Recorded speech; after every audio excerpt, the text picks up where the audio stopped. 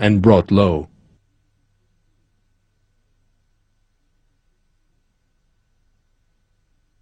Prophet Yusuf was most determined, however. He immediately sought refuge in God and sincerely begged for his assistance. He, Yusuf, said, "My Lord, the prison is preferable to me than what they call on me to do. Unless you turn their guile away from me, it may well be that I will fall for them and so become a man of ignorance." His Lord replied to him and turned away from him their female guile and deviousness. He is the one who hears, the one who knows.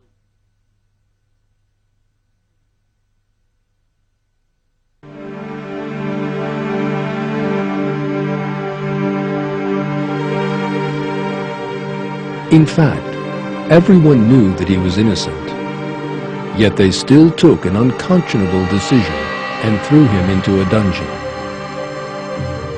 where he remained for many years.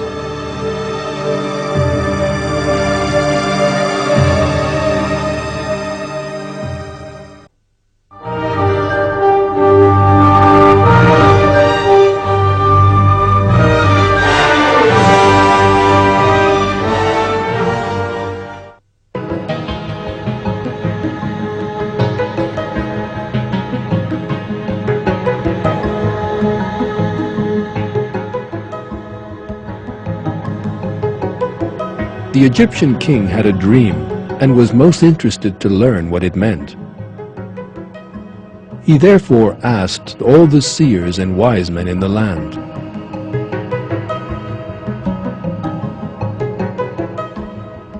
Yet none of them were able to interpret his dream.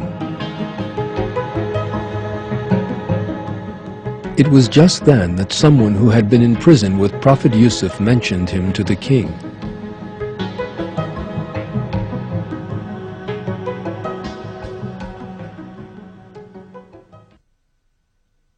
The king declared, "I dreamt of 7 fat cows, which 7 thin ones ate, and 7 green ears of wheat, and some others which were dry.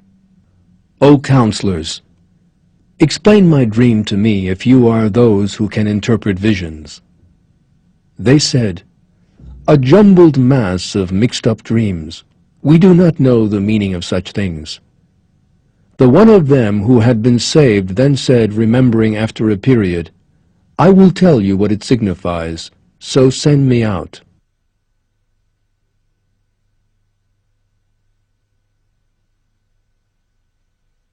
Everything was happening in line with a plan prepared by God for Prophet Yusuf.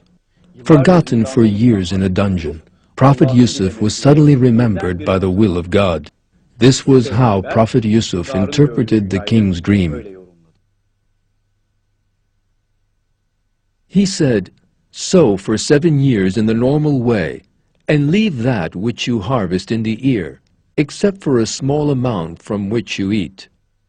Then after that 7 hard years will arrive, in which you can eat from what you set aside for them, except for a little which you store. Then after that another year will come in which the people will be helped by rain in plenty, and when they once more will press."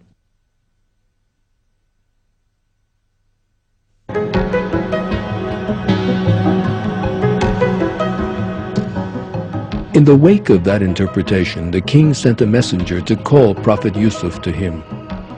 Yet he sent the messenger back to the king with a number of important questions in order that his innocence should be revealed.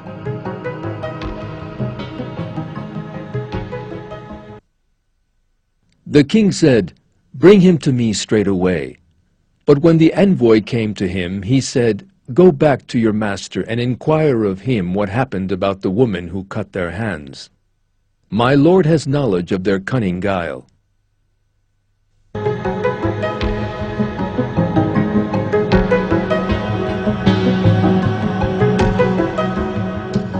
In response to his question, the king gathered the women together and asked for the truth of the matter.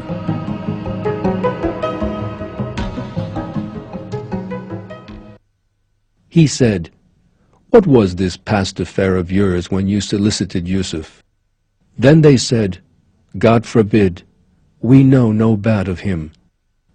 The governor's wife then said, the truth has now emerged. Indeed, I tried to seduce him then, and he has simply told the honest truth.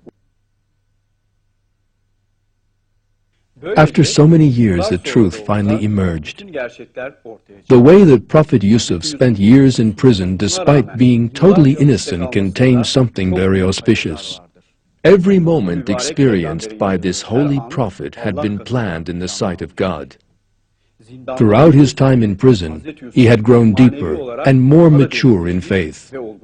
In addition, the situation in Egypt had been arranged in such a way as to bring him to power.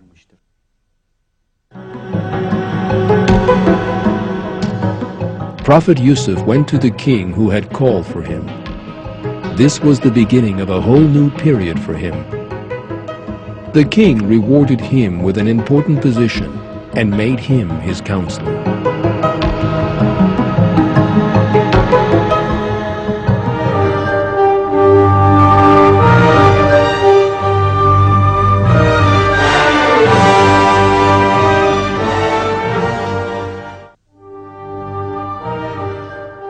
Prophet Yusuf became responsible for the Egyptian treasury. At that time, a most important development took place. Those brothers who had thrown him into the well came to Egypt for reasons of trade.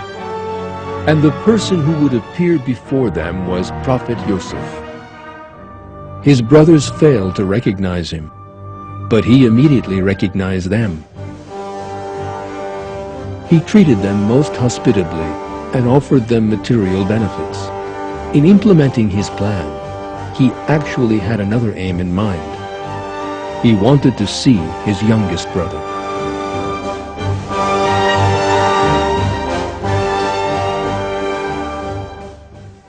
The brothers of Yusuf came into his presence, and he knew them, but they did not know him.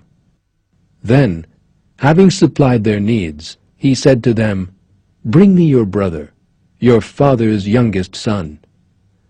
Do you not see that I dispense full measure and am the most hospitable of hosts?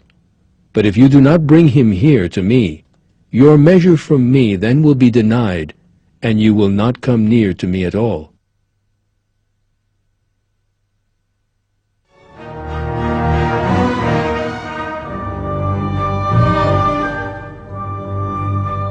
His brothers did not want to lose the material benefits offered to them.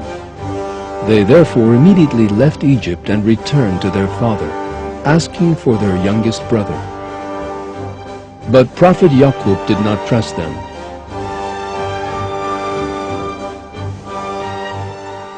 He said, "How will my trusting him to your care be different from entrusting his brother before?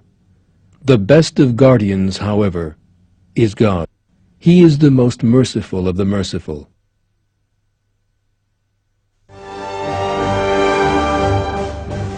After having received a firm promise, Prophet Yaqub allowed his youngest son to depart, reminding them to be careful.